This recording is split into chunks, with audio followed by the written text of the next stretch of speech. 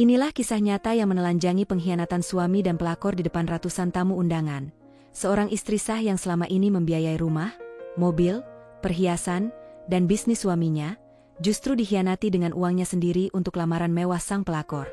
Dengan strategi dingin dan bukti tak terbantahkan, ia muncul di acara lamaran, menarik semua aset atas namanya, membongkar aib perselingkuhan di depan publik, lalu menyerahkan surat cerai di tempat, meninggalkan sang suami miskin, malu, dan hancur reputasinya, sementara pelakor kabur tanpa bekal. Ini adalah drama rumah tangga yang berakhir dengan balas dendam paling mematikan, kisah yang wajib dibaca bagi siapapun yang ingin tahu cara membalas pengkhianatan dengan cara paling elegan namun kejam. Pada awalnya, semua terlihat begitu sempurna. Kehidupan rumah tangga mereka bagaikan cerita manis yang sering dibagikan orang di media sosial. Setiap pagi, suara lembut sang suami membangunkan istrinya dengan sapaan hangat, disertai secangkir kopi yang sudah terhidang di meja. Mereka sering berjalan berdua di taman kompleks, tertawa kecil membicarakan rencana masa depan. Bagi orang luar, rumah tangga mereka adalah potret ideal, harmonis, saling mendukung, dan penuh cinta. Suami itu selalu pandai merangkai kata. Ucapannya mampu membuat hati istrinya luluh setiap kali ia mulai lelah dengan rutinitas. "Kamu adalah segalanya bagiku," katanya suatu malam, saat mereka duduk di teras rumah sambil memandangi langit berbintang. Ia pandai menunjukkan perhatian, membukakan pintu mobil, mengingatkan untuk makan tepat waktu, mengirim pesan singkat hanya untuk bilang, "Jaga diri baik-baik." Semua isyarat kecil itu membuat istrinya merasa dicintai tanpa syarat. Namun, perlahan, sesuatu mulai terasa janggal. Perhatian itu, yang awalnya tulus, lama-kelamaan seperti menjadi bagian dari sebuah pertunjukan. Di balik senyum hangatnya, ada tatapan yang terasa kosong. Istrinya tidak pernah benar-benar memahaminya pada awalnya, karena ia terlanjur memegang erat keyakinan bahwa cinta mereka adalah cinta sejati. Tapi kenyataan punya caranya sendiri untuk merobek ilusi. Kilas balik itu masih jelas dalam ingatan sang istri. Sebelum menikah, ia adalah perempuan yang mandiri, bekerja keras membangun karir. Ia memiliki tabungan yang cukup, hasil dari bertahun-tahun bekerja hingga larut malam, menahan lelah, dan mengorbankan waktu bersosialisasi. Saat sang suami memulai bisnisnya, ia dengan penuh keyakinan mengulurkan bantuan. "Ini untuk kita, untuk masa depan kita," katanya saat menyerahkan sebagian besar tabungannya sebagai modal. Ia tak meminta perjanjian tertulis, apalagi pembagian keuntungan. Baginya, cinta adalah kepercayaan. Bisnis itu kemudian berkembang pesat, membuat nama suaminya semakin dikenal di lingkaran rekan-rekannya. Tak sekalipun ia menagih pengembalian modal. Cukup baginya melihat sang suami berhasil, karena ia percaya keberhasilan itu adalah milik bersama. Tak berhenti di situ, saat mereka memutuskan untuk membeli rumah, ia lagi-lagi mengambil peran besar. Rumah mewah 2 lantai di pinggiran kota itu dibeli sebagian besar dari hasil jerih payahnya, dengan tambahan pinjaman bank yang cicilannya sebagian besar ia tanggung. Ia membayangkan rumah itu akan menjadi tempat mereka menua bersama, menyimpan kenangan indah, dan menjadi warisan untuk anak-anak kelak. Beberapa bulan kemudian, sebuah mobil baru terparkir di garasi, hadiah ulang tahun dari sang istri untuk suaminya. Ia masih ingat betapa bahagianya melihat ekspresi suaminya saat itu, meski kini ia tak yakin apakah kebahagiaan itu murni atau hanya terkejut karena mendapatkan sesuatu yang mahal. Ia juga membelikan perhiasan emas, jam tangan bermerek, dan berbagai fasilitas lain tanpa pernah berpikir untuk menghitungnya. Cinta, baginya, bukan soal angka, melainkan soal memberikan yang terbaik untuk orang yang dicintai. Awal pernikahan mereka berjalan seperti cerita yang ia impikan sejak kecil. Makan malam bersama di restoran mewah, liburan ke tempat-tempat indah, kejutan-kejutan kecil di hari-hari istimewa. Ia merasa beruntung memiliki pasangan yang, di matanya, penuh perhatian dan romantis. Tapi, seperti lukisan yang indah dari kejauhan, bila dilihat lebih dekat, mulai tampak retakan-retakan halus yang sulit diabaikan. Suaminya jarang membicarakan masalah pribadinya secara mendalam. Jika ia bertanya, jawaban yang didapat selalu singkat, seolah menutup pintu agar tidak terlihat apa yang ada di dalam. Kadang ia merasa sang suami hanya menjadi hangat saat ada orang lain yang memperhatikan, seperti ingin menjaga citra bahwa mereka pasangan bahagia. Di balik pintu rumah, Sikap itu sering memudar, berganti dengan diam panjang atau tatapan dingin yang tak bisa ia artikan. Semakin lama, sang istri mulai merasa bahwa perhatian suaminya adalah topeng, rapi, meyakinkan, tapi bukan cerminan hati yang sebenarnya. Setiap kali ia mencoba membicarakannya, sang suami pandai mengalihkan pembicaraan atau menenangkan dengan kata-kata manis. Ia pun kembali percaya, meski perasaan ragu itu tak pernah benar-benar hilang. Kini, mengingat semua pengorbanannya, sang istri mulai menyadari bahwa ia telah menaruh seluruh hidupnya di atas pondasi yang rapuh.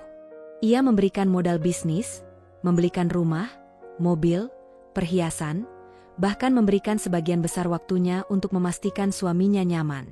Tapi di balik semua itu, ia mulai curiga bahwa yang ia dapatkan bukanlah cinta sejati, melainkan rasa sayang yang dikondisikan oleh kenyamanan materi yang ia sediakan. Namun, pada masa-masa awal itu, ia belum melihat tanda-tandanya dengan jelas. Ia masih hidup dalam keyakinan bahwa kebahagiaan mereka nyata, bahwa suaminya adalah pasangan ideal. Dan seperti semua kisah yang manis di awal, ia tidak tahu bahwa di balik senyum dan kata-kata cinta itu, ada kebenaran pahit yang sedang menunggu untuk terungkap. Awalnya, semua terasa seperti angin lalu. Pesan-pesan singkat yang tiba-tiba dihapus, alasan-alasan kecil yang terdengar masuk akal, dan tawa lepas di telepon yang katanya hanya urusan bisnis. Sang istri mencoba menepis pikirannya sendiri, berusaha percaya, seperti yang selalu ia lakukan. Ia mengatakan pada dirinya bahwa semua ini hanyalah imajinasinya, bahwa suaminya terlalu sibuk dengan pekerjaan hingga wajar jika pulang larut malam. Namun, semakin hari, semakin sulit untuk membohongi perasaannya sendiri. Ada pola yang mulai terbentuk. Suaminya sering keluar tanpa penjelasan jelas, dan setiap kali ia bertanya, jawabannya terdengar tergesa-gesa, seolah ingin segera menutup pembicaraan. Ada meeting mendadak, atau klien minta ketemu di luar jam kerja. Kalimat-kalimat itu menjadi mantra yang diulang-ulang, seperti jawaban otomatis. Yang paling membuatnya resah adalah kebiasaan suaminya dengan ponsel. Dulu, ponsel itu sering tergeletak di meja makan atau sofa tanpa khawatir dilihat siapapun. Kini, ponsel itu seperti bayangan yang selalu menempel di tubuhnya. Bahkan saat ke kamar mandi, suaminya membawanya serta. Setiap pesan masuk, ia buru-buru memeriksa, lalu menghapusnya sebelum sempat terbaca. Keuangan rumah tangga pun mulai terasa aneh. Meski penghasilan bisnis suaminya cukup besar, uang di rekening mereka seperti mengalir keluar tanpa jejak. Tagihan kartu kredit membengkak, namun barang-barang yang dibeli tak pernah ia lihat. Ketika ia menanyakan, suaminya hanya berkata, itu untuk operasional bisnis. Tapi instingnya mengatakan ada yang disembunyikan. Hati kecilnya mulai berbisik, bisikan yang selama ini ia abaikan, bahwa ada sesuatu yang lebih gelap dari sekadar urusan pekerjaan. Ia mencoba mencari bukti, tapi setiap kali ia membuka lembaran kemungkinan itu, rasa takut langsung membungkus pikirannya. Takut menemukan kebenaran yang akan menghancurkan hidupnya. Sampai suatu sore, sebuah telepon dari sahabat lamanya mengubah segalanya. Aku nggak tahu harus bilang atau enggak, tapi aku rasa kamu perlu tahu. Suara sahabatnya terdengar ragu di ujung telepon. Istrinya terdiam. Jantungnya berdegup lebih cepat. Tahu apa? Aku beberapa kali lihat suamimu di kafe dekat kantor. Dia, nggak sendiri. Selalu sama perempuan yang sama. Dan mereka, kelihatan dekat. Bukan seperti urusan kerja. Kalimat itu menghujam seperti pisau dingin yang menembus tanpa ampun. Ia mencoba mengatur napas, mencoba bersikap tenang, meski tangannya gemetar. Kamu yakin itu dia? Tanyanya, berharap ada ruang sekecil apapun untuk menyangkal. Aku nggak akan bilang kalau aku nggak yakin, jawab sahabatnya mantap. Aku tahu ini berat, tapi aku pikir kamu berhak tahu. Setelah telepon itu berakhir, ia duduk lama di ruang tamu, menatap kosong ke arah pintu. Otaknya menolak percaya, tapi hatinya tahu bahwa kabar itu bukan omong kosong. Potongan-potongan kecil kecurigaan selama ini mulai menyatu, membentuk gambaran yang jelas, meski pahit. Sejak hari itu, ia mulai menjalankan rencana diam-diam. Tidak ada konfrontasi, tidak ada pertengkaran, hanya keheningan yang penuh perhitungan. Ia mulai memperhatikan lebih detail aroma parfum yang asing di baju suaminya, struk pembayaran dari restoran yang tak pernah mereka kunjungi bersama, hingga foto-foto di media sosial rekan bisnis suaminya yang kadang menangkap sosoknya di latar belakang bersama seorang wanita. Setiap malam, setelah suaminya tidur, ia memeriksa ponsel yang kadang tertinggal di meja. Jarang, tapi ada saat-saat lengah. Dari riwayat panggilan, ia menemukan nomor yang muncul berulang kali pada jam-jam aneh. Namun namanya tersimpan dengan label sederhana seperti Andi Marketing atau Tony Proyek.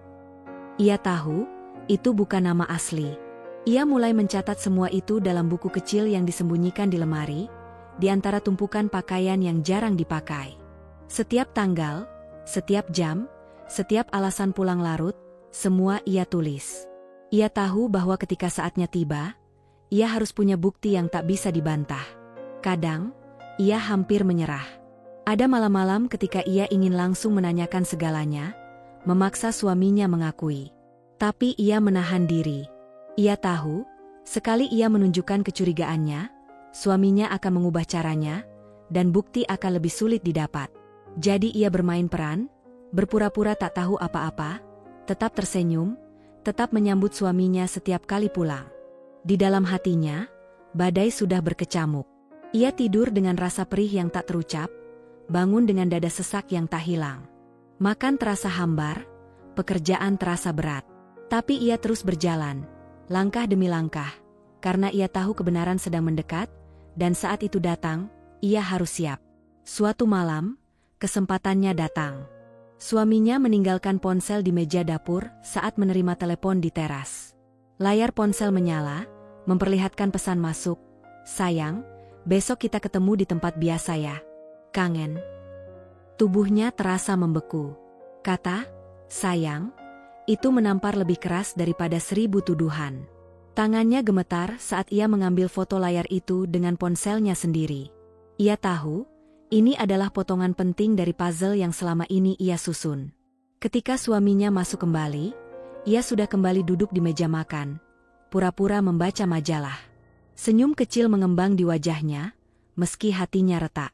Malam itu, ia tak bisa tidur.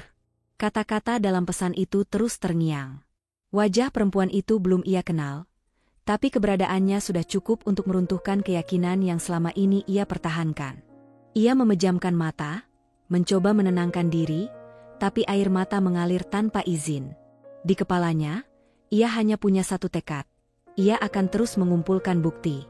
Ia akan memastikan bahwa saat ia bicara, tak ada celah untuk kebohongan lagi. Dan ketika saat itu tiba, segalanya akan berubah. Entah untuk menyelamatkan rumah tangga, atau untuk mengakhirinya. Waktu berjalan lambat bagi sang istri, seolah setiap detik adalah ujian kesabaran. Ia sudah memutuskan, ia tidak akan bergerak sebelum memiliki bukti yang tak terbantahkan. Dan hari itu akhirnya datang, saat semua kepingan puzzle yang selama ini ia kumpulkan mulai membentuk gambar yang jelas. Gambar yang menyakitkan, tetapi nyata. Semua berawal dari bantuan tak terduga. Seorang kenalan yang bekerja di restoran tempat suaminya sering menghabiskan malam mengirimkan foto-foto diam-diam. Foto itu memperlihatkan suaminya duduk di sudut ruangan bersama seorang perempuan muda. Tatapan mereka terlalu mesra untuk disebut rekan kerja. Tangan mereka saling menggenggam di atas meja, dan senyum sang suami terlihat seperti senyum yang dulu hanya ia terima. Selain foto-foto itu, ia juga mendapatkan rekaman suara dari sahabatnya. Rekaman hasil percakapan seorang karyawan kafe yang menceritakan bagaimana pasangan itu sering datang, memesan menu favorit yang sama, dan menghabiskan waktu berjam-jam. Rekaman itu memperkuat kecurigaannya. Dalam suara yang samar namun jelas, terdengar tawa renyah sang perempuan, diikuti suara suaminya yang memanggilnya dengan panggilan sayang. Namun, yang paling menusuk adalah ketika ia akhirnya mengetahui identitas perempuan itu. Melalui media sosial, ia menelusuri lingkaran pertemanan suaminya. Dari satu foto yang ditandai, ia menemukan wajah yang sama dengan di foto-foto restoran. Nama akun itu mencantumkan kutipan manis di profilnya, "Cinta sejati tak pernah datang 2 kali." Kalimat itu, di mata sang istri, terasa seperti sindiran yang ditujukan langsung padanya.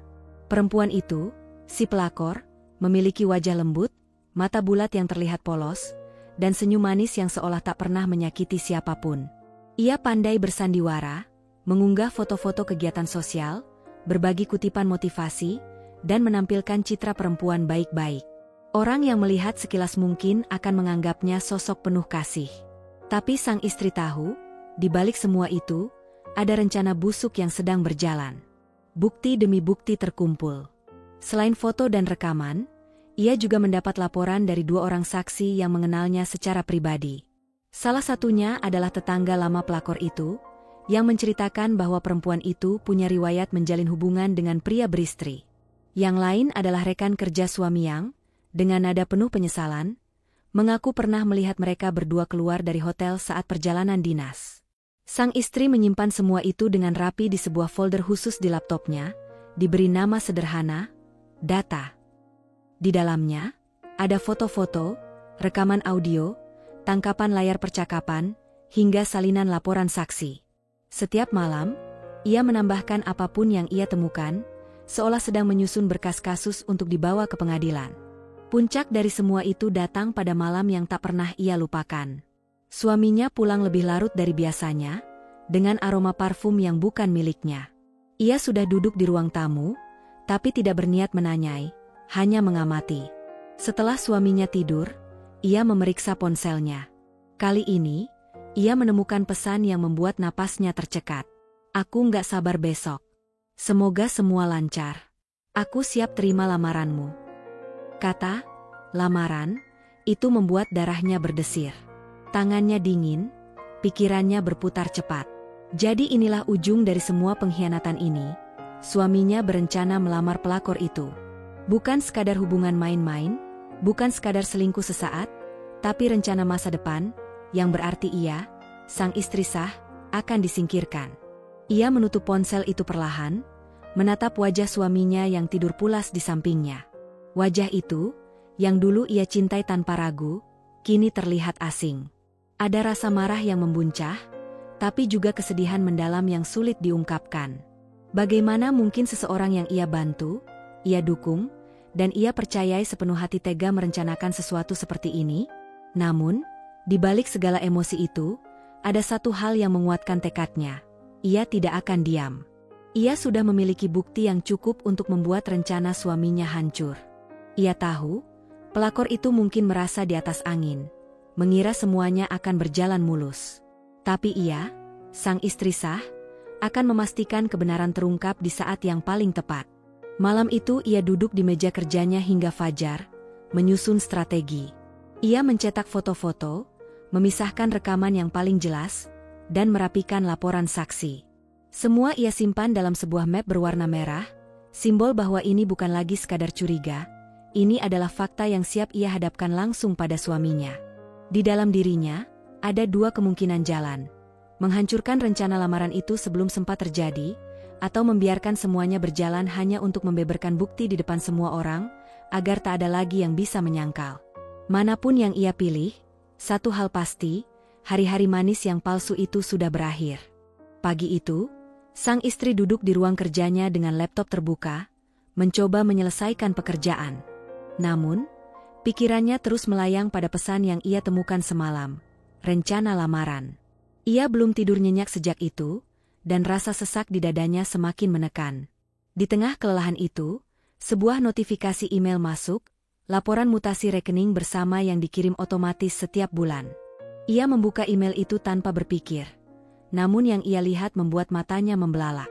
Ada beberapa transaksi besar dalam 2 minggu terakhir. Pembelian cincin berlian di butik perhiasan ternama, pembayaran untuk pemesanan venue hotel bintang 5, serta biaya catering yang nominalnya cukup untuk menggelar pesta pernikahan kecil. Jumlah totalnya hampir menguras saldo rekening. Yang membuat darahnya mendidih bukan hanya nominalnya, tapi sumber dananya. Semua transaksi itu dibayar dari rekening yang sebagian besar diisi oleh hasil kerja kerasnya. Uang yang ia kumpulkan bertahun-tahun, uang yang ia pikir digunakan untuk kebutuhan rumah tangga, ternyata dialirkan untuk membiayai lamaran suaminya kepada perempuan lain. Tangannya gemetar saat ia menelusuri mutasi lebih jauh. Di sana, ia menemukan transfer ke rekening pribadi suaminya yang dilakukan secara otomatis dari rekeningnya sendiri. Tanggal transfer itu sama dengan tanggal ia menerima bonus tahunan dari pekerjaannya. Suaminya bahkan tidak menunggu sehari untuk memindahkannya. Kau bahkan pakai uangku, Untuk melamarnya, bisiknya pelan, seolah berbicara pada bayangan suaminya yang tidak ada di ruangan itu.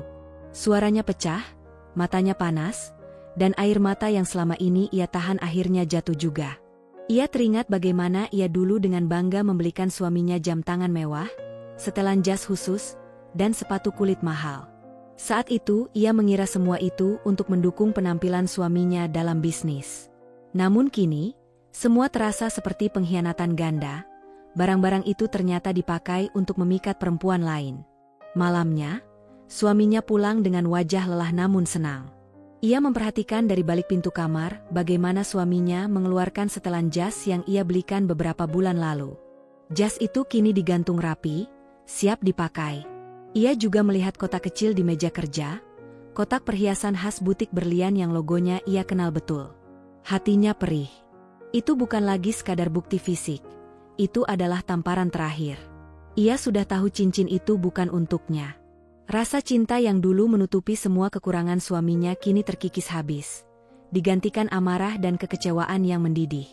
Beberapa hari kemudian, ia memutuskan untuk mengunjungi butik perhiasan yang tertera di mutasi rekening. Ia datang dengan dalih ingin membeli hadiah untuk kerabat. Saat menyebutkan tanggal transaksi yang ia lihat, pegawai butik langsung mengingatnya. Oh, pembelian itu untuk cincin tunangan. Pemesannya sangat detail, bilang mau yang desain eksklusif. Katanya, ini untuk lamaran spesial, ujar sang pegawai dengan ramah, tanpa sadar bahwa kalimat itu menusuk hati perempuan di hadapannya. Ia tersenyum tipis, mencoba menyembunyikan air mata yang mulai menggenang. Dalam hati, ia sudah yakin, inilah puncak pengkhianatan. Malam itu, ia duduk sendirian di ruang tamu, lampu hanya menyala redup. Di hadapannya, semua bukti tertata rapi, foto-foto, rekaman suara, laporan saksi, mutasi rekening, dan struk pembelian cincin. Setiap lembar kertas itu adalah saksi bisu dari kebodohannya, mempercayai suami tanpa batas. Namun, dari tumpukan rasa sakit itu, muncul sesuatu yang berbeda. Ia merasa api kecil mulai menyala di dalam dirinya. Api yang membakar rasa takut dan menggantinya dengan tekad. Jika sebelumnya ia hanya ingin kebenaran terungkap, kini ia ingin suaminya merasakan balasan setimpal. Ia mulai menyusun rencana. Ia tahu kapan dan di mana lamaran itu akan berlangsung. Informasi itu ia dapat dari catatan pembayaran venue hotel di mutasi rekening. Ia membayangkan bagaimana wajah suaminya saat semua orang melihat kebenaran yang ia bawa, bagaimana pelakor itu kehilangan topeng manisnya di hadapan banyak saksi. Di dalam pikirannya, ia sudah merancang setiap detail. Ia akan datang tepat pada saat puncak acara. Ia akan membawa semua bukti, tidak hanya untuk mempermalukan mereka, tapi juga untuk memastikan tak ada lagi celah bagi mereka untuk memutarbalikkan cerita. Dan untuk pertama kalinya sejak semua ini dimulai, ia tersenyum, bukan senyum bahagia, tapi senyum yang lahir dari kepastian bahwa ia akan berdiri tegak di hadapan orang-orang yang berusaha menjatuhkannya. Kalau mereka pikir aku akan diam, mereka salah besar. Bisiknya, suaranya mantap. Malam itu, ia tidur bukan dengan air mata, tapi dengan pikiran yang penuh strategi. Ia tidak lagi sekadar korban. Ia akan menjadi badai yang menghancurkan semua kepalsuan yang selama ini mereka bangun. Hujan turun sejak sore, menetes di jendela rumah seperti jarum-jarum kecil yang mengetuk irama tak beraturan. Di dalam kamar, sang istri duduk tegak di depan meja kerja. Lampu meja memancarkan cahaya kuning hangat yang kontras dengan dinginnya udara. Di hadapannya, laptop terbuka, tumpukan dokumen tersusun rapi, dan sebuah kalender dengan beberapa tanggal dilingkari tinta merah. Ia tahu waktunya semakin dekat. Lamaran itu dijadwalkan kurang dari 2 minggu lagi. Setiap detik yang berlalu bukan lagi waktu untuk bersedih, melainkan kesempatan untuk menyiapkan langkah yang akan memukul balik, telak dan memalukan, di hadapan semua orang yang berani meremehkannya. Langkah pertama, mengamankan aset. Ia sudah menghabiskan beberapa hari terakhir untuk berkonsultasi diam-diam dengan seorang pengacara kenalan keluarganya. Dokumen-dokumen penting yang selama ini tercecer ia kumpulkan. Sertifikat rumah, BPKB mobil, surat kepemilikan tanah, hingga buku tabungan. Banyak dari aset itu tercatat atas namanya sendiri, karena dulu suaminya mempercayakan semuanya padanya demi urusan administrasi. Kini, kepercayaan itu akan menjadi senjatanya. Dengan tanda tangan dan otoritas penuh sebagai pemilik sah, ia mulai memproses pemindahan beberapa aset ke rekening dan nama yang aman, di luar jangkauan suaminya. Sertifikat rumah yang mereka tinggali segera ia jadikan agunan untuk pinjaman yang hasilnya masuk ke rekening pribadinya. Mobil yang sering dipakai suaminya ia jual diam-diam kepada pembeli terpercaya, dan uangnya langsung dipindahkan. Pengacara itu, seorang pria parubaya dengan tatapan tajam, bahkan memberinya saran tambahan, membekukan akses suaminya ke rekening bersama menjelang acara lamaran. Kalau dia berani pakai uang ibu untuk perempuan itu, setidaknya kita pastikan dia nggak bisa lagi menggerakkan sepeser pun, katanya. Sang istri mengangguk mantap. Ia menandatangani dokumen-dokumen itu tanpa ragu. Setiap tanda tangan terasa seperti potongan belenggu yang lepas dari pergelangan tangannya. Langkah kedua, memperkuat bukti hukum. Bukti yang ia miliki, foto, rekaman, mutasi rekening, laporan saksi, semuanya kini tersimpan di 3 tempat. Laptop pribadinya, hard disk eksternal, dan salinan digital di cloud storage yang terlindungi sandi. Ia juga membuat 1 bundel cetak yang dimasukkan ke dalam map hitam, rapi dan siap untuk dibawa kapan saja. Ia bahkan menghubungi 2 saksi yang sebelumnya memberikan informasi, memastikan mereka siap memberikan kesaksian jika dibutuhkan di pengadilan. Salah satu dari mereka, rekan kerja suaminya, bersedia hadir di hari lamaran untuk memastikan ia tidak dianggap hanya membuat cerita. Langkah ketiga, menyusup ke acara lamaran. Ia sudah tahu waktu dan lokasi, ballroom hotel bintang 5 di pusat kota. Dari catatan pembayaran catering, ia tahu jam mulai acaranya, bahkan tema dekorasinya, romantic elegance dengan dominasi warna emas dan putih. Ironisnya, tema itu dulu ia rencanakan untuk ulang tahun pernikahan mereka, sebelum semua kebusukan ini terkuak. Melalui seorang teman yang bekerja di vendor dekorasi, ia berhasil mendapatkan skema ruangan, termasuk pintu belakang yang biasanya digunakan staf hotel. Disitulah ia akan masuk, tanpa diketahui siapapun. Ia sudah menyiapkan gaun terbaiknya, gaun hitam elegan dengan potongan sederhana namun tegas, dipadukan dengan sepatu hak tinggi yang membuat langkahnya terdengar mantap. Rambutnya akan disanggul rapi, dan riasannya akan mencerminkan satu hal, kekuatan. Langkah keempat, serangan publik. Ia tak mau sekadar membuat keributan singkat. Ia ingin setiap orang yang hadir mengingat momen itu selamanya. Untuk itu, ia memesan sebuah layar proyektor tambahan dari pihak hotel, dengan alasan akan digunakan untuk slideshow kejutan bagi pasangan. Tak ada yang tahu bahwa kejutan itu adalah rangkaian foto-foto dan rekaman yang ia kumpulkan selama ini. Momen-momen mesra suaminya dengan pelakor, bukti transfer dari rekeningnya, bahkan pesan-pesan manis yang mereka tukar diam-diam. Ia membayangkan bagaimana wajah suaminya saat slide pertama muncul, diikuti bisik-bisik tamu, lalu tatapan terkejut pelakor itu yang berusaha mempertahankan senyumnya. Dan ia akan berdiri di tengah ruangan, dengan suara lantang, memperkenalkan dirinya, "Saya istri sahnya." Langkah kelima, penyelesaian hukum dan sosial. Setelah acara itu, ia akan langsung mengajukan gugatan cerai dengan membawa seluruh bukti perselingkuhan. Dengan aset yang sudah aman di tangannya, ia tak perlu khawatir kehilangan apapun. Lebih dari itu, ia tahu berita tentang insiden lamaran itu akan menyebar dengan cepat. Dunia bisnis suaminya yang bergantung pada reputasi akan terguncang hebat. Malam itu, setelah semua rencana tersusun, ia duduk di depan cermin. Tatapan di matanya berbeda, tidak lagi kosong dan penuh luka seperti beberapa minggu lalu. Kini, ada sorot tegas, dingin, dan penuh keyakinan. Ia tidak lagi melihat dirinya sebagai korban. Ia adalah eksekutor dari rencana yang akan memporak-porandakan hidup 2 orang yang telah mengkhianatinya. Di luar, hujan mulai reda, meninggalkan aroma tanah basah yang memenuhi udara. Ia menarik napas panjang, lalu tersenyum tipis pada bayangannya di cermin. "Permainan kalian sudah berakhir," ucapnya pelan, seolah mengirim pesan pada 2 orang yang menjadi targetnya. Dan di kalender di mejanya, tanggal lamaran itu kini bukan sekadar lingkaran merah, tapi tanda dari hari pembalasan. Hari itu tiba. Sejak pagi, udara di kota terasa berbeda. Entah karena langit biru yang terlalu cerah, atau karena ketegangan yang berputar-putar di dada sang istri. Ia bangun lebih awal, menatap gaun hitam elegan yang tergantung rapi di pintu lemari. Kainnya jatuh dengan sempurna, memberi kesan tegas dan berwibawa. Ia mengenakan gaun itu perlahan, Seakan setiap tarikan resleting adalah bagian dari ritual perang. Di meja rias, ia membubuhkan lipstik merah gelap, menyisir rambutnya hingga licin dan disanggul sederhana. Kalung mutiara melingkar di lehernya, hadiah ulang tahun dari suaminya bertahun-tahun lalu. Ironis, perhiasan itu akan ia kenakan hari ini untuk menghadiri momen yang justru akan menghancurkan hidup sang pemberi. Sementara itu, di ballroom Hotel Bintang 5, kesibukan sudah dimulai sejak subuh. Lampu kristal di langit-langit memantulkan cahaya keribuan kelopak bunga mawar putih yang menghiasi meja dan dinding. Lantai berlapis karpet merah membentang dari pintu masuk hingga panggung pelaminan lamaran, yang dihiasi tirai emas berkilauan. Tamu undangan mulai berdatangan.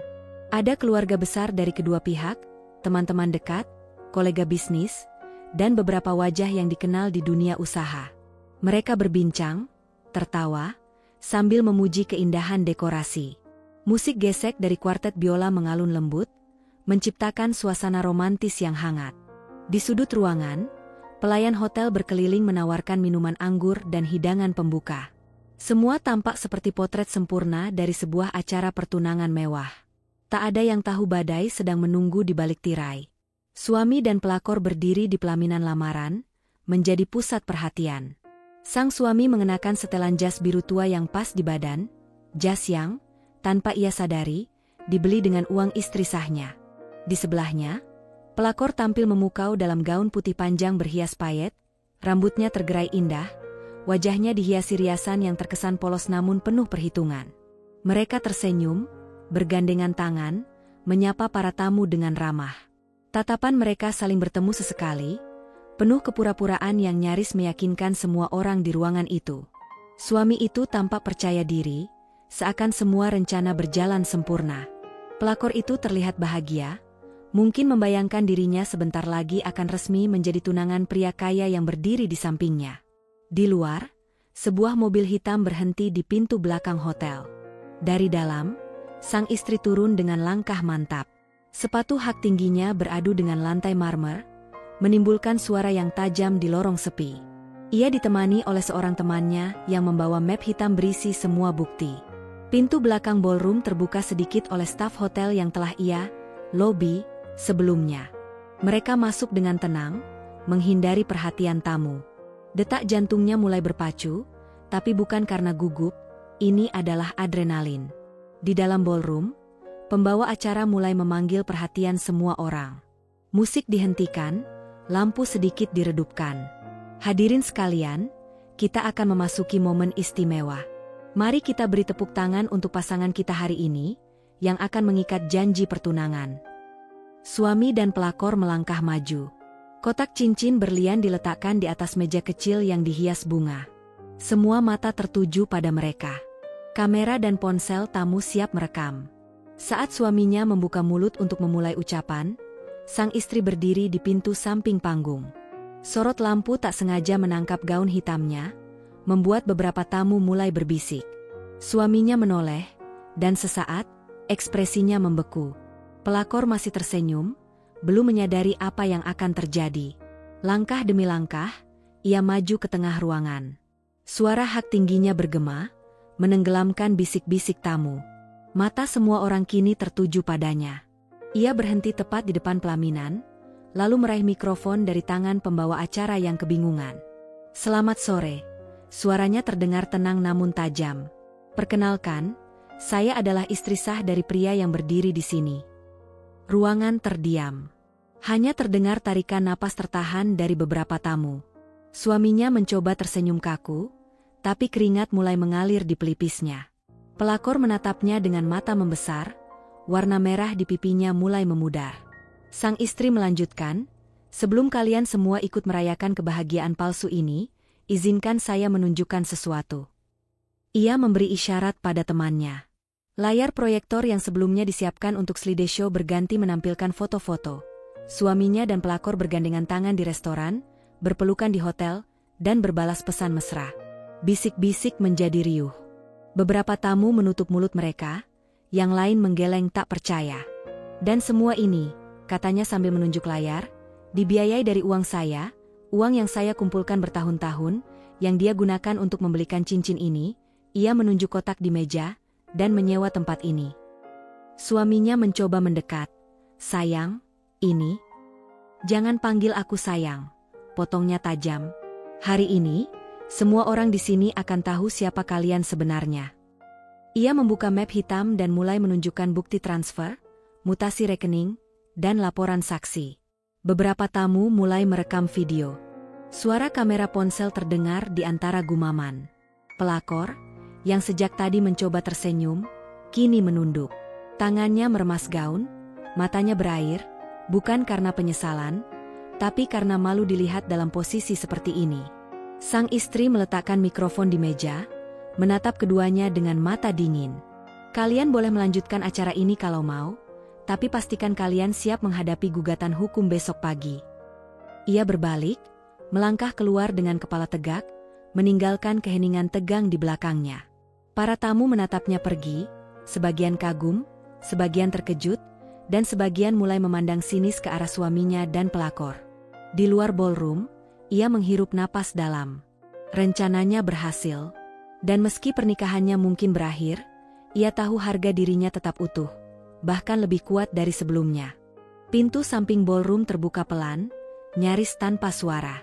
Cahaya dari lampu kristal yang menggantung tinggi memantul di kain hitam, berkilau milik gaun panjang yang dikenakan sang istri. Potongan gaun itu sederhana, namun elegan, membentuk siluet tubuhnya dengan sempurna. Sepatu hak tinggi berwarna perak beradu dengan lantai marmer, menciptakan bunyi, tak, tak, tak, yang memecah alunan musik romantis yang baru saja dimainkan. Kepalanya tegak, dagu sedikit terangkat. Mata yang tajam memandang lurus ke arah pelaminan lamaran di ujung ruangan. Tidak ada senyum. Tidak ada keraguan. Hanya tatapan dingin yang membuat beberapa tamu terdiam begitu menyadari siapa yang baru saja masuk. Di tangan kanannya, ia menggenggam sebuah map hitam.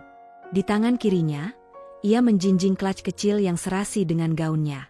Setiap langkahnya seolah menandakan bahwa ia tidak datang untuk menjadi penonton. Ia datang untuk menguasai panggung ini. Bisik-bisik mulai terdengar di antara tamu.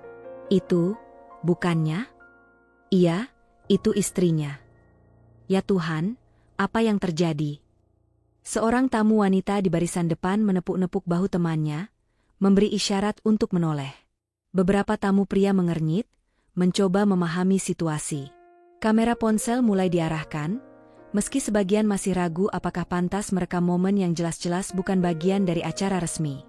Suasana yang tadinya hangat dan penuh tawa, mendadak berubah menjadi hening yang tegang. Bahkan denting sendok dari pelayan yang merapikan meja terdengar terlalu nyaring. Di pelaminan, suaminya yang semula berdiri tegap mulai menunjukkan tanda-tanda kegugupan. Alisnya berkerut, bahunya sedikit merosot. Ia melirik ke kanan dan kiri, seperti mencari jalan keluar yang tak mungkin ada. Bibirnya bergerak, tapi tak ada kata yang keluar. Pelakor di sebelahnya mencoba mempertahankan senyum manisnya, tapi sudut bibirnya mulai bergetar. Tatapannya beralih cepat dari suami ke sang istri yang mendekat. Ia meraih lengan suami, seolah ingin memastikan pria itu tetap berdiri di sisinya, tapi genggamannya terasa kaku. Senyum itu kini lebih mirip topeng rapuh yang siap retak kapan saja. Langkah sang istri tidak terburu-buru. Ia tahu setiap detik yang ia gunakan untuk berjalan ke tengah ruangan adalah waktu yang cukup untuk membangun rasa penasaran dan kegelisahan di benak semua orang. Setiap mata di ruangan itu, tanpa terkecuali, mengikutinya. Ketika ia sudah berada di jalur karpet merah yang mengarah ke pelaminan, seorang petugas hotel berusaha menghentikannya dengan sopan. Tapi ia hanya mengangkat sebelah alis dan berkata pelan, "Saya diundang." Kalimat itu, meski singkat, cukup untuk membuat petugas itu mempersilakannya lewat tanpa bertanya lagi. Entah karena yakin, atau karena aura wibawanya terlalu kuat untuk dibantah. Suara musik perlahan mereda. Entah karena arahan pembawa acara, atau karena para musisi merasa ada yang lebih penting untuk didengar selain gesekan biola mereka. Suasana kini nyaris hening total. Di panggung, suaminya mencoba memaksa senyum. "Sayang, kamu," suaranya nyaris bergetar. Namun sang istri hanya menatapnya dengan dingin, langkahnya tetap mantap. Pelakor mencoba berbicara. "Oh, hai, kita ketemu juga," katanya, dengan nada manis yang terdengar dipaksakan. Tapi ia tidak mendapatkan balasan apapun, hanya tatapan yang membuatnya menelan ludah. Akhirnya, sang istri berhenti tepat di depan pelaminan. Ia berdiri hanya beberapa langkah dari mereka, menghadap seluruh tamu. Gaunnya memantulkan cahaya lampu, membuatnya terlihat seperti sosok dari cerita yang berbeda. Bukan korban yang datang menangis, tapi ratu yang datang mengambil tahtanya kembali. Ia menghela napas pelan, lalu mengangkat dagu sedikit lebih tinggi. "Selamat sore," katanya, suaranya jernih dan tegas, terdengar di seluruh ruangan meski ia belum memegang mikrofon. "Perkenalkan, saya adalah istri sah dari pria yang berdiri di sini." Kalimat itu seperti petir yang membelah langit. Beberapa tamu terperanjat, sebagian menutup mulut mereka, dan sebagian lain langsung menatap suami itu dengan pandangan yang penuh tanya. Suaminya membuka mulut, mencoba menjelaskan, "Ini, sayang, aku bisa jelaskan." "Tidak perlu," potong sang istri, kali ini dengan nada datar tapi menusuk. Pelakor, yang wajahnya mulai pucat, berusaha menegakkan badan. "Kita bisa bicara baik-baik," katanya pelan. Sang istri menatapnya sebentar, lalu berkata, "Kita akan bicara, tapi bukan di belakang pintu tertutup.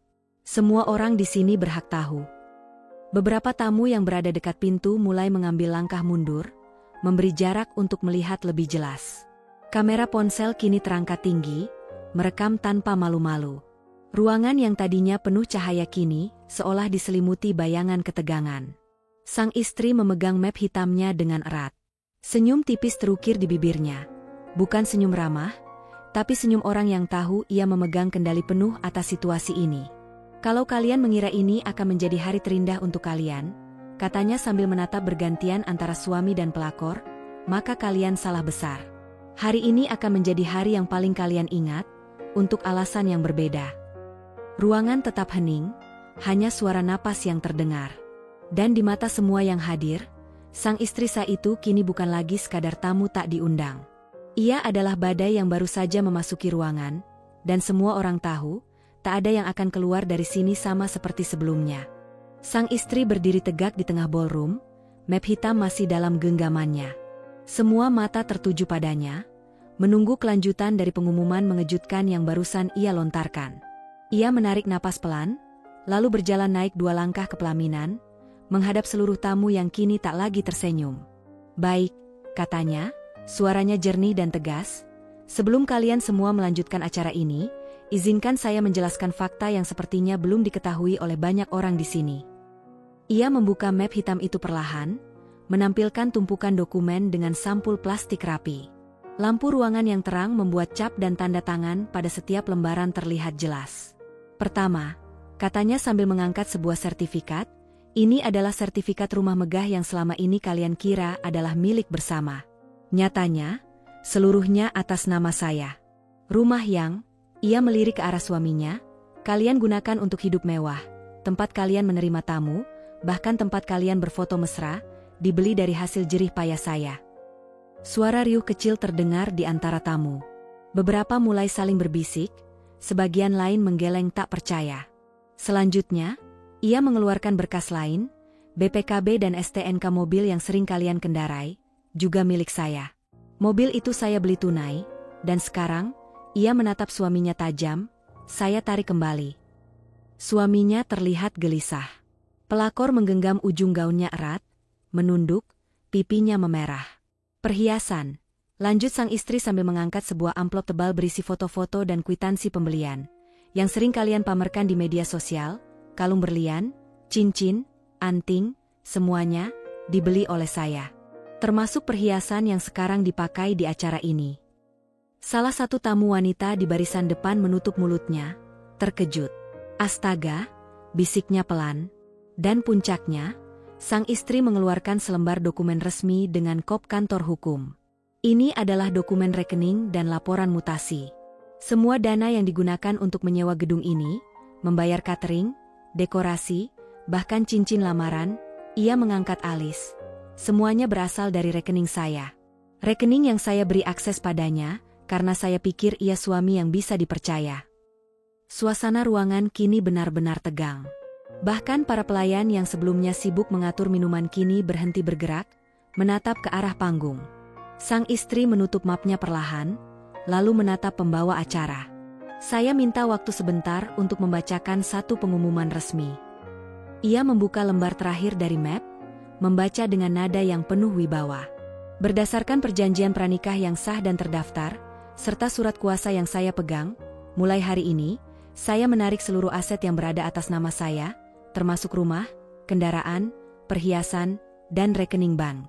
Segala bentuk penggunaan tanpa izin setelah hari ini akan diproses secara hukum. Setelah membaca, ia meletakkan dokumen itu di meja kecil di pelaminan. Dan, ia menambahkan, perintah ini berlaku sekarang juga. 2 orang staf dari firma hukum yang sudah ia siapkan sebelumnya masuk ke ruangan. Mereka mengenakan setelan jas rapi, membawa map dan tablet. Salah satu dari mereka berjalan mendekati suami dan pelakor, lalu dengan tenang berkata, "Mohon maaf, sesuai instruksi resmi, kami harus mengambil kembali barang-barang yang disebutkan." Suara tamu langsung meledak menjadi gumaman heboh. Ada yang mencoba merekam video, ada yang menutupi mulutnya dengan tangan, ada yang saling menatap tak percaya. Suami mencoba menahan staf itu. "Hei, ini tidak pantas dilakukan di depan semua orang." Sang istri memotong, "Oh, justru disinilah tempatnya. Semua orang berhak melihat kebenaran. Bukankah kalian ingin pesta besar? Nah, ini pesta kebenaran." Pelakor mundur setengah langkah, wajahnya pucat. Tangannya yang tadi memegang clutch mewah mulai gemetar. Salah satu staf menghampiri dan berkata sopan namun tegas, "Perhiasan yang Anda kenakan terdaftar sebagai aset pribadi milik Nyonya," sambil menyebut nama sang istri. Dengan terpaksa, pelakor melepaskan kalung dan gelangnya, menyerahkannya di depan semua orang. Beberapa tamu dari pihak keluarga suami mulai berdiri, sebagian mencoba menenangkan situasi, tapi semuanya sia-sia. Reputasi yang hancur itu sudah terlanjur menjadi tontonan publik. Sang istri memungut mikrofon yang diletakkan di meja, lalu berkata dengan suara mantap, "Mulai detik ini, kalian tidak lagi bisa menikmati apa yang bukan hak kalian. Semua sudah kembali ke pemilik yang sah." Ia menatap langsung ke mata suaminya. "Kau pikir aku akan menangis dan memohon? Tidak. Aku di sini untuk memastikan kau tidak bisa menjatuhkanku tanpa ikut jatuh bersamamu." Dengan langkah elegan, sang istri turun dari pelaminan, diiringi 2 staf hukum yang membawa semua dokumen dan barang yang berhasil diambil. Tamu-tamu menatapnya dengan campuran rasa kagum dan terkejut. Beberapa bahkan secara spontan memberi jalan lebar-lebar di karpet merah, seolah mengakui bahwa wanita itu baru saja memenangkan pertempuran terbesar dalam hidupnya. Sementara di pelaminan, suami dan pelakor berdiri kaku, kehilangan senyum, kehilangan gengsi, dan, yang paling menyakitkan, kehilangan semua yang membuat mereka merasa berkuasa. Hari yang seharusnya menjadi awal kebahagiaan mereka berubah menjadi panggung kehinaan.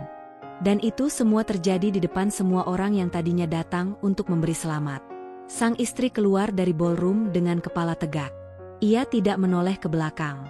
Ia tahu, setelah ini, hidupnya akan memasuki bab baru, bab di mana ia bebas dari beban, tapi masih memegang kendali atas segalanya.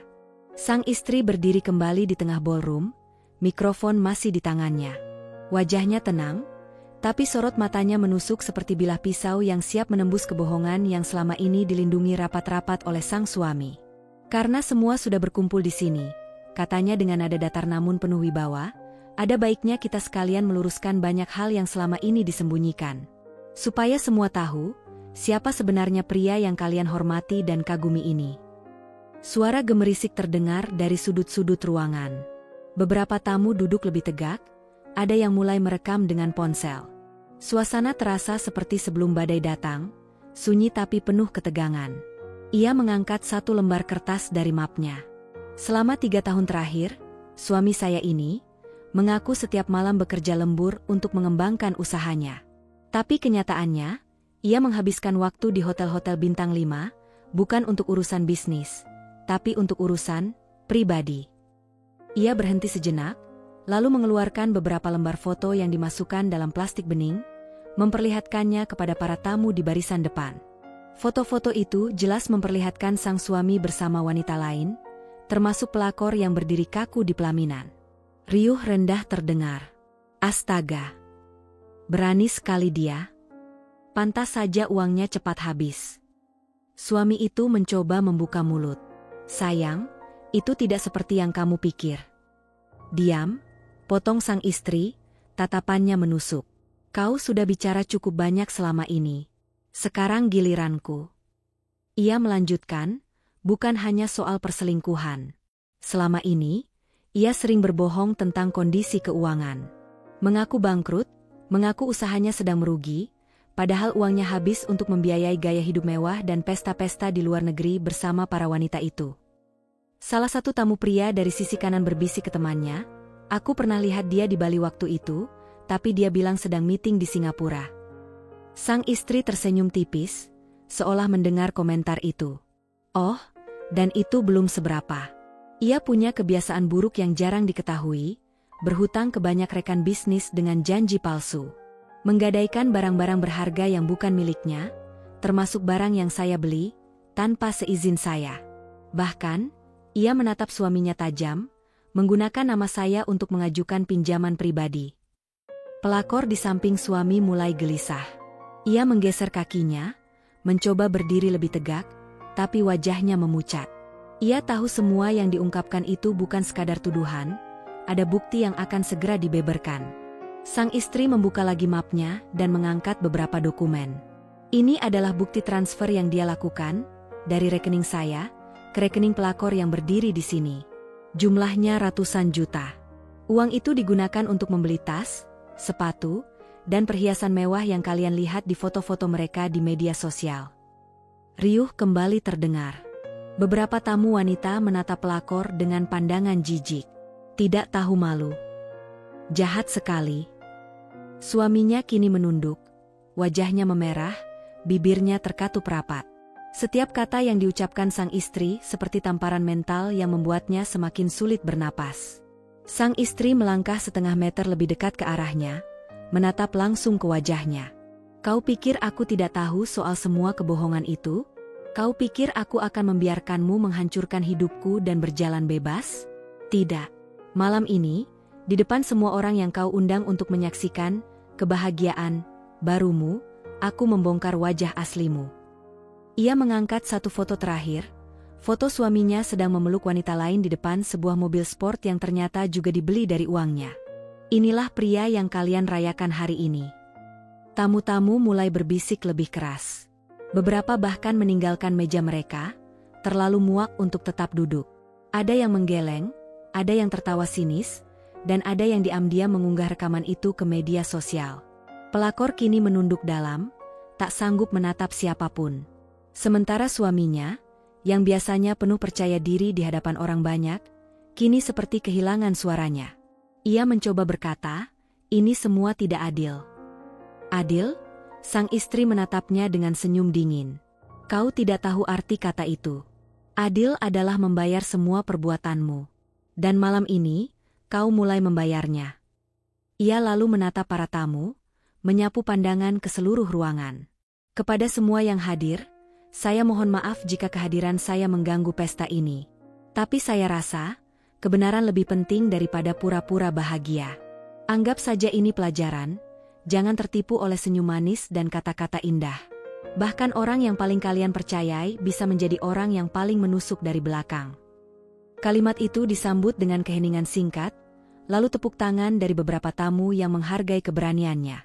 Tepuk tangan itu pelan pada awalnya, lalu semakin ramai, meski sebagian tamu tetap hanya menatap tanpa ekspresi, mungkin masih mencerna semua yang baru saja terungkap. Sang istri mengakhiri pidatonya dengan satu kalimat tajam. "Mulai malam ini, semua topeng jatuh. Dan aku pastikan kau tak akan pernah bisa menggunakannya lagi." Ia meletakkan mikrofon di meja, lalu berjalan keluar ballroom dengan langkah pasti, meninggalkan suaminya yang terdiam membeku, pelakor yang wajahnya nyaris menangis, dan para tamu yang kini sibuk membicarakan satu hal. Kehancuran total reputasi seorang pria yang selama ini mereka kira sempurna. Ballroom hotel itu kini terasa seperti medan perang yang baru saja dimenangkan satu pihak. Musik yang tadinya mengalun lembut sudah lama berhenti, obrolan para tamu berubah menjadi bisik-bisik tajam yang menusuk telinga. Semua mata masih tertuju pada sang istri, yang berdiri tegak di tengah ruangan, berbalut gaun elegan yang memancarkan kekuatan dan keanggunan. Suaminya berdiri kaku di pelaminan, wajahnya pucat pasi, seolah darahnya menghilang entah kemana.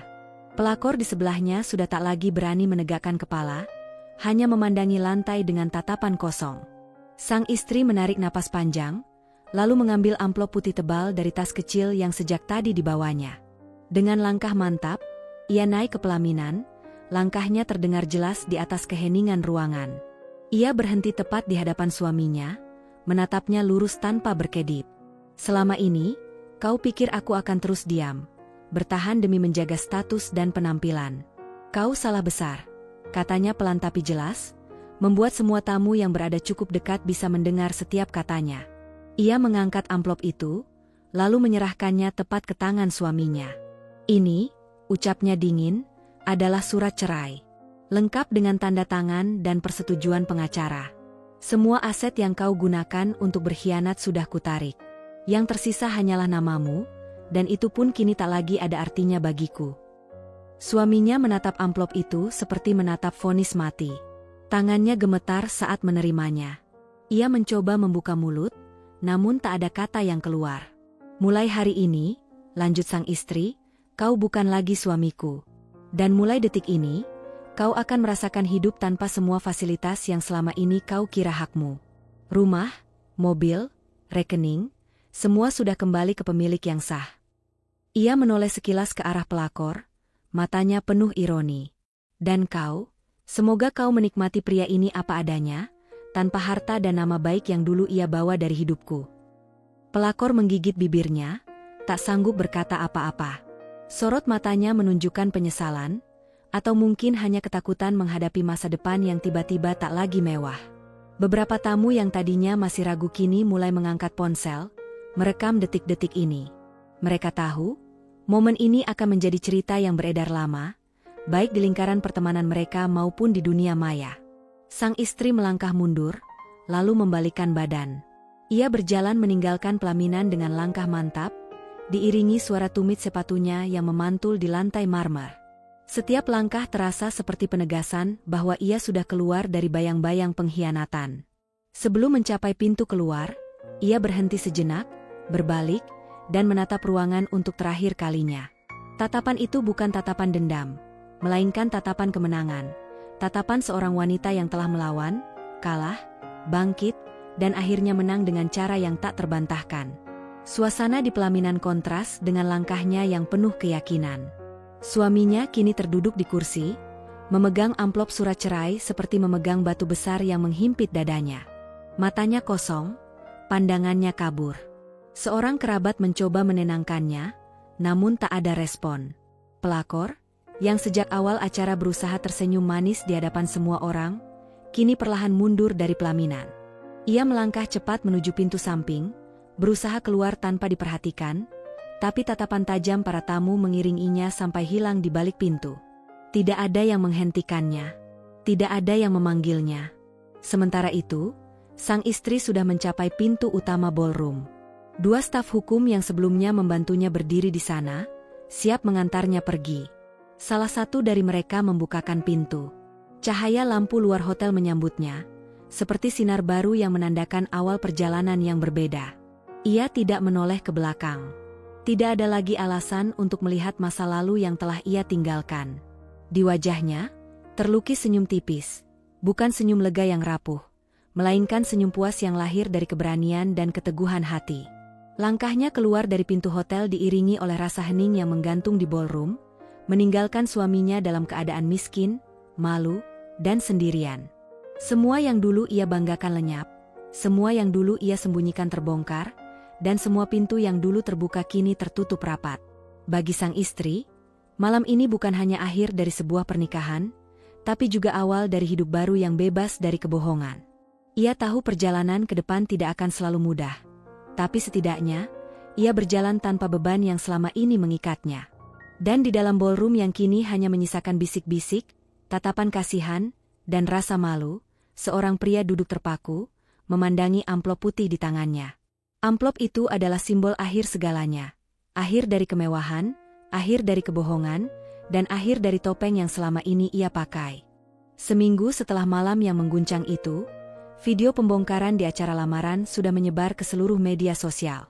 Cuplikan sang istri berdiri anggun dengan gaun elegan sambil membacakan daftar aset dan bukti perselingkuhan menjadi viral, dibagikan ribuan kali dengan komentar pedas. Wajah sang suami dan pelakor memenuhi layar ponsel orang-orang, bukan sebagai pasangan bahagia, melainkan sebagai simbol pengkhianatan dan keserakahan.